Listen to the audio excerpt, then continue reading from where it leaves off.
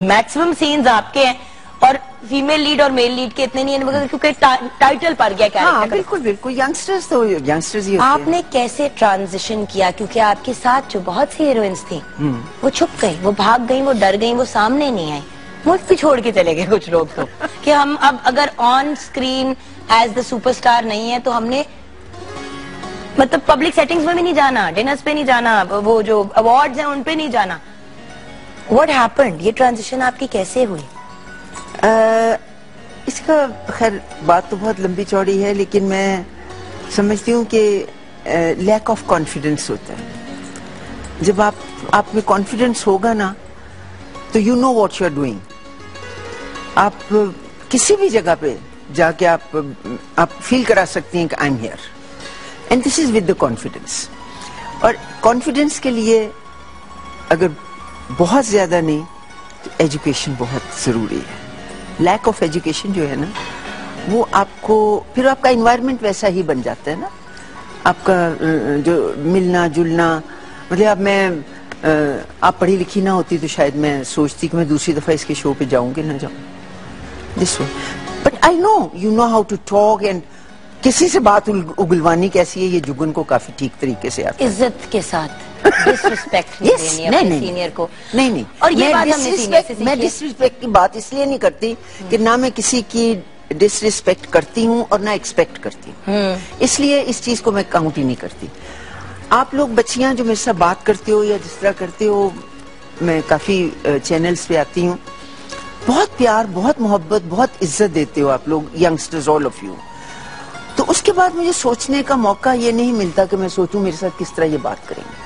हाँ, जो बात वो फील करती हैं बच्चियां, आप लोग जैसे सारे, कि प्रोग्राम से पहले पूछ लेती हैं कि आप ये डिस्कस करना आपको अच्छा लगेगा, मैं यस और नो में मेरा आंसर होता है और फिर वो उसको टच नहीं करती। आई थिंक ये बहुत बड़ा रिगार्ड है मेरे लिए, बहुत प्यार है मेरे लिए कि वो लोग कहती हैं कि अगर आप नहीं ये डिस्कस करना चाहती हैं तो let's not. But you know आपा यही तो बात है जो मुझे कंसर्न भी करती है आजकल हमारा जो टेलीविजन पे हो रहा है, फिल्मों में एक्चुअली जो हो रहा है। आप कहती हैं कि रिगार्ड की बात है तो, और पढ़े लिखे लोग इंडस्ट्री में व्हाटएवर, अभी भी जो अनएजुकेटेड बच्चियां हैं उन्हीं को लेके आ रहे हैं वो फिल्मों में, यस के नो? अभी भी आपका मयार फिल्म का ऊपर नहीं जा सकता बिकॉज अगर कोई पढ़ा लिखा बंदा आता है तो उसको हैंडल नहीं करना आता है, इनको संभालना भी तो नहीं आता ना। देखिए, अगर एक पढ़ा लिखा बंदा सेट पे आता है और वो दो सवाल भी पूछता है कि जी मेरे कैरेक्टर की बैक स्टोरी क्या है, कि मेरे कैरेक्टर के साथ पहले क्या हो चुका है, क्योंकि फिल्म में तो आप एक सर्टेन पॉइंट से शुरू होती है ना कहानी। सही बात। अब मैं कनाडा में जो सीख के आई हूँ ये सीख के आई हूँ कि भाई आपको अपने जो किरदार है, जो कैरेक्टर आप प्ले करें, उसकी आपने एक कहानी बनानी है, क्योंकि हर इंसान की एक कहानी होती है पैदाइश से लेके उस पॉइंट तक जब आप प्ले जब आप फिल्म या प्ले कर रहे हैं। बैक स्टोरी पूछे तो आपको ऐसे देख रहे होते हैं।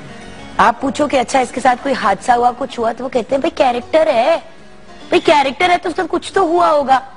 दो सवाल पूछे मैम तो आपको चुप करा दिया जाता है, तो फिर आप क्या एक्टिंग करोगे?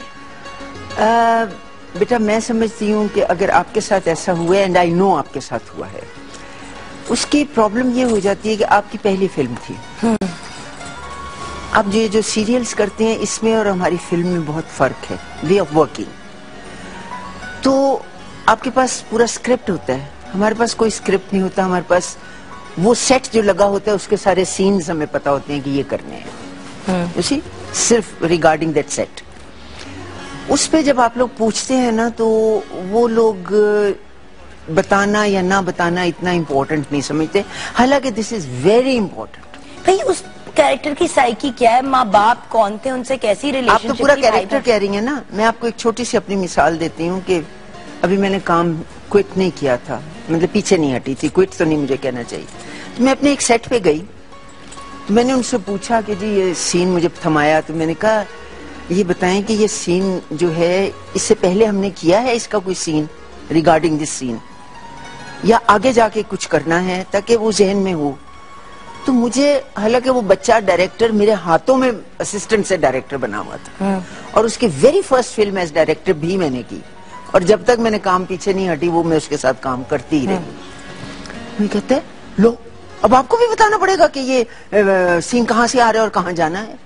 मैं कहा of course I am not the writer, क्योंकि मैं बड़ी हूँ, मैं पुरानी हूँ उनके साथ, तो मैं तो आगे से इस तरह बोल पड़ती थी। आप लोग इतना नहीं बोल सकते, बिकॉज हाँ, आपने 2-4 फिल्में की होती हैं, आपको ये इस तरह कोई कहता है तो आप डेफिनेटली कहती हैं, why I should know where I am going and where I have to go. But क्या हुआ, मैं पीछे हट गई ना, मैंने कहा फिर मैं नहीं करती। ये बुरी बात अगर है, एक रिस्पेक्टफुल तरीके से मुझसे काम नहीं करवाया जाएगा, जहाँ पे एज एन एक्टर 2-3 जरूरतें होती है, मैं पैसों की तो बात ही नहीं कर रही। अल्लाह का शुक्र है, मैं I am happy at PTV और मुझे इस तरह का कोई मसला नहीं है। लेकिन बंदा अगर शौकिया भी करता है फिल्म, पैसों के लिए नहीं भी करता, तो कम से कम वो चीजें तो दे दो as an actor, as a professional.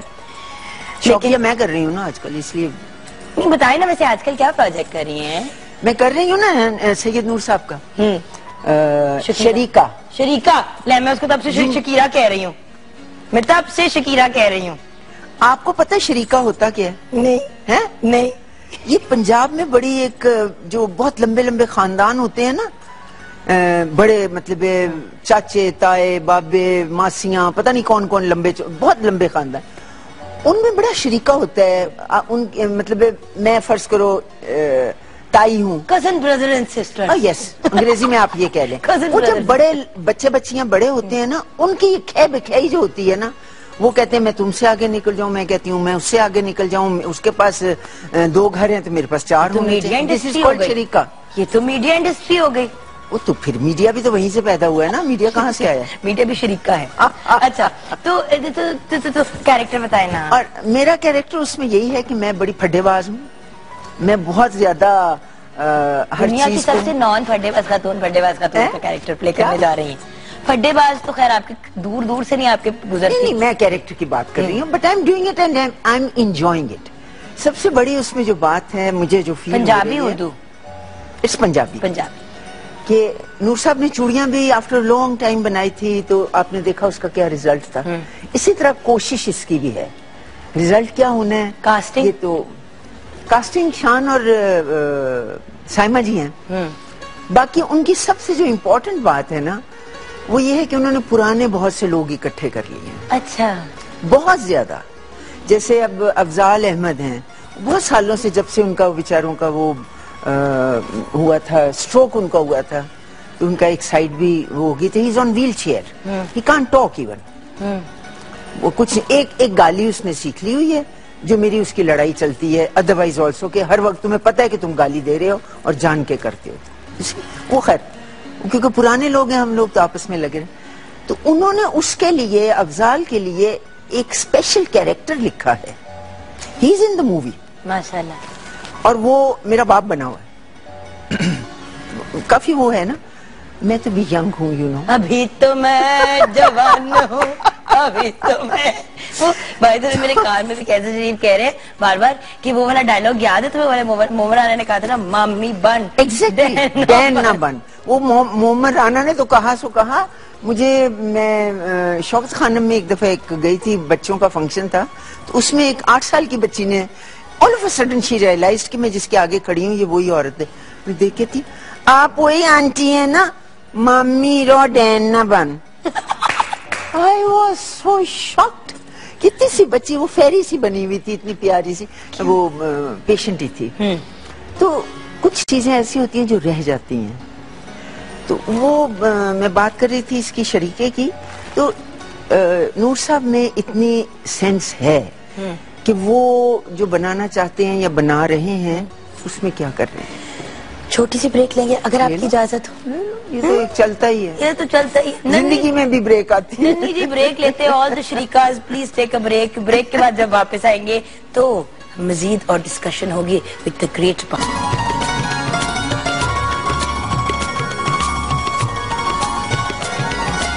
Welcome back viewers. We are going to go back to the very gorgeous Bahar Begum, लेकिन उनसे पहले हम जरा ये आपको बताते चले, उनका माशाल्लाह से आज रोजा है, जिसपे मुझे मार पीटेगी, मैंने बता दिया उन्हें, लेकिन शी इज फास्टिंग और हमने खाना अब उनके सामने तैयार करके रख देंगे। दूर दूर से आप नाक बंद कर लीजिएगा। घर ले जाऊंगी, अफ्तारी इसी से करूंगी। But done. तो फिर नहीं, मैं जुल्म नहीं कर रही, मैं नहीं वहां लेके आ रही। सॉरी मुनीरा, हम यहीं से दूर दूर से दिखा देंगे। क्या नहीं माना? मैं नहीं वहाँ पे लेके आ रही। जुल्म अब ना हो, खाना मैंने खाना कि तुमने खाना। मैं कितनी खुश हो के खाना पीना कर रही थी आपके सामने विदाउट रीजन। रोजा इससे खोलूंगी तो मुझे कितना अच्छा लगेगा। मजे के ना, वेजिटेरियन आज हमने। और आप लोगों को सवाब भी मिलेगा, इतने प्यार से पकाया है। तो वो फिर अच्छा लगेगा। अच्छा मुझे ये बताइए कि आपने मुझे कैरेक्टर रोल्स की ट्रांजिशन का नहीं बताया। हमने पूरी सब बातें की लेकिन वो हमने एक्चुअली टच नहीं की बात। क्या? कि आपकी जो ट्रांजिशन थी from heroine to character role कैसे हुई? किसी ने आके कहा कि आज हम चाहेंगे कि आप फुफ्फो का रोल कर लें या खाला, हुआ क्या? ये ट्रांजिशन हुई कैसे?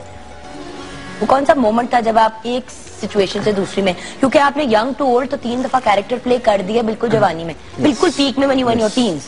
तो बात ये कि जब आप इतने early in your career young to old character play कर लेते हैं और आपने कभी ये नहीं कहा कि सॉरी मैं ये नहीं करूंगी और मैं वो नहीं करूंगी, तो मुझे बताइए कि वो कब ट्रांजिशन कब हुई?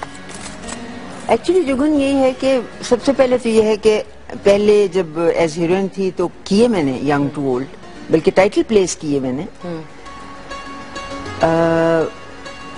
उस वक्त मैं बनती थी ओल्ड, मेकअप करके या बाल सफेद करके ये वो। जब मैं दोबारा आई हूँ, कैमरा जा पे कैमरा बेहोश हो गया। दोबारा जब मैं आई हूँ तो I was really a mother. अच्छा। मैं 2 बच्चों की माँ थी माशाल्लाह। तो वो मेरी फीलिंग जो थी ना, और दूसरा एज आई टोल्ड यू कि मुझे डांस कभी भी नहीं आया। अब तो खैर उसके बारे में बात करनी भी बेवकूफी है। तो उस वक्त डांस बहुत इंपॉर्टेंट फिल्म में हो गया हुआ था। मैंने टार्जन की वापसी जब हुई थी तो वो मैं समझती हूँ कि बंदा कुछ करे तो प्रॉपर करे, वरना ना करे। मैं आई बिलीव इन दिस। तो डांस वो जो हो रहे थे वो ताले बंद कर करके फ्लोर्स के, जिस तरह भी जो भी था, वो मेरे यहाँ पे एक्सेप्ट नहीं हुआ। मैं कहा इससे बेहतर है कि वाइट लगा लो। आज लगाएंगे, कल अपने हो जाएंगे, बात तो वही अलग नहीं हुए मेरे। बिकॉज आपने बहुत अपने टाइम से पहले कैरेक्टर रोल्स एक्सेप्ट करने शुरू कर दिए थे। और आप यकीन करो पहली माँ में उस शख्स की बनी, मरहूम की, यूसुफ खां की, जिनके साथ मैंने बेशुमार गाने गाए हुए थे और जिनके साथ एज में काफी बड़े भी थे। हैं? और जो आपसे एज में काफी बड़े डेफिनेटली बड़े, और उन्हीं की अम्मा बन गई, वेरी सीनियर मोस्ट। तो वो उनके साथ जब मैं दिल दरिया मेरी छोड़ के मैं उनके साथ गई थी, जब एज हीरोइन छोड़ा मैंने, तो वो उस्ताद मुझे शुरू से बुलाते थे। I don't know why. मैं पूछते होती थी, हाँ जी आप मुझे उस्ताद क्यों कहते हैं? कहते मेरा दिल करता है। तुझे बुरा लगता है? आप हैं उस्ताद बहुत से लोगों की। मतलब किस मामले? फॉर एग्जाम्पल मैंने भी पहली दफा आपके साथ जब एक ही दफा काम किया, कुछ दिन काम किया, लेकिन आप दिल में उतर गए। और वही वाली बात है कि आपने इतनी प्यारी बातें और इतनी अच्छी एडवाइस थी और इतने अच्छे तरीके से दी। मैंने एक 2 चीजों का गिला किया आपके सामने, आपने मुझे सिर्फ ये कहा था अपने काम से काम रखो, अपने मतलब उस चीज से अटैच रहो जिससे तुम्हारा मतलब है, बाकी सब चीजें भूल जाओ, अपने कैरेक्टर को याद रखो। और कम से कम ये तो मैं कह सकती हूँ कि मैंने अपनी चीज को तो पूरी तरह निभाया आपकी एडवाइस पे। तो उस्ताद तो आप हैं। मोहम्मद राना को भी मैंने इसी तरह, उसकी भी पहली पिक्चर मेरे साथ थी। उसके फादर और मेरे मामू की बहुत दोस्ती ना, तो पहली दफा जब आए ना, हम लोग मनीला जा रहे थे फॉर अ मूवी, तो उनके फादर ने मुझे कहा कि मैं तेरे हवाले कर रहा हूँ, इसका ध्यान रखना, और दूसरा इसको कोई प्रॉब्लम आए तो बी केयरफुल। मैंने कहा हाँ डोंट वरी, ऐसी क्या बात है ये।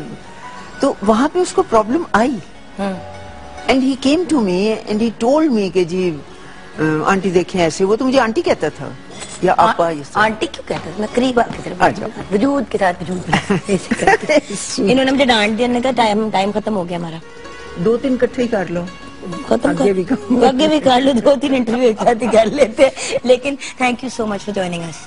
आई love you, so sweet of you. You are one of the most phenomenal people. अल्लाह आपको खुश रखे, आप करोड़ और साल जिए, वरना मैं आपको फ्रीज करा दूंगी। मैंने आपको धमकी दे दी कि मैं आपको फ्रीज करा दूंगी। मेरी तो एक दफा मुंह को चाबी खोल दो ना तो फिर मैं चुप नहीं करती। तो फिर हम सोफे पे चिल करते, हम सोफे पे चिल करते ऐसे करके 2-3 शो इकट्ठे करके एक टाइम बनता है। तो हम ये करेंगे, हम खुदाफिज कह देंगे।